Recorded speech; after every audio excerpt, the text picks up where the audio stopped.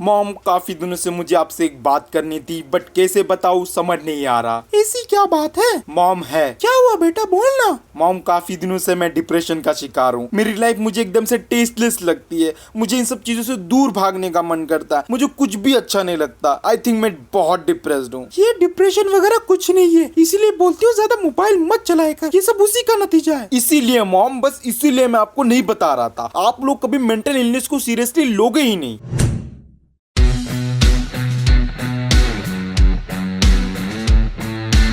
हाय, मैं हूँ क्रिएटिजन। अच्छा, तुम्हारे साथ कभी ऐसा हुआ है कि तुम लाइफ में किसी चीज को पाना चाहते हो, not a girl, I mean तुम्हारे लाइफ गोल्स को, और उसके लिए तुम अपना 100% देते हो, जी जान सब लगा देते हो, बट बार बार तुम्हें फेल्योर ही देखना पड़ता है, तो तुम्हारी हालत कैसी होगी? ऑफ कोर्स बहुत ज्यादा स्ट्रेस होगा और ओवर थिंकिंग की वजह से तुम डिप्रेशन में भी जा सकते हो। काइंड ऑफ मेरे साथ इस बीच में हो रहा था। मैं जिस भी चीज में ट्राई कर रहा था इतने सालों से, सब जगह फेल्योर ही फेल्योर, हर जगह से निगेटिविटी ही आ रही थी। इस चीज से मैं काफी परेशान था। मुझे कुछ भी समझ में नहीं आ रहा था। जब डिप्रेशन होता है तो मैं किसी भी थेरेपी या ट्रीटमेंट को ट्राई कर लूं, मेरे ऊपर कुछ भी वर्क नहीं करता। वो अपने आप एक टाइम पीरियड के बाद चला ही जाता है। लेकिन जब भी मुझे डिप्रेशन हुआ है, वो सबसे हॉरिबल फेज होता है मेरे लाइफ का। अगर तुमने ये सब फेस किया है तो तुम इस चीज से रिलेट कर पाओगे। ऐसी सिचुएशंस में हम मोस्टली अपने लव वंस यानी पेरेंट्स से बात करने की हिम्मत करते हैं, क्योंकि वही हमारी सबसे ज्यादा केयर भी तो करते हैं। बट वो भी इस चीज को उतने लेवल पे सीरियसली नहीं लेते जितना उन्हें लेना चाहिए। बिकॉज मेंटल इलनेस के बारे में इंडिया में उतने ही लोगों को पता है जितना सेक्स एजुकेशन के बारे में पता है। सो उन्हें इसका एग्जैक्ट सोल्यूशन नहीं पता होता और इसकी वजह से वो ज्यादा कुछ इस पे कर भी नहीं पाते। और हमारे आसपास के लोगों को भी यही लगता है कि इन टीनेजर्स को क्या ही डिप्रेशन होगा, इनके ऊपर कौन सा प्रेशर और स्ट्रेस होता है भाई टीनेजर्स को depression. According to research, the main reason behind teenagers depression is lack of self esteem, bullying,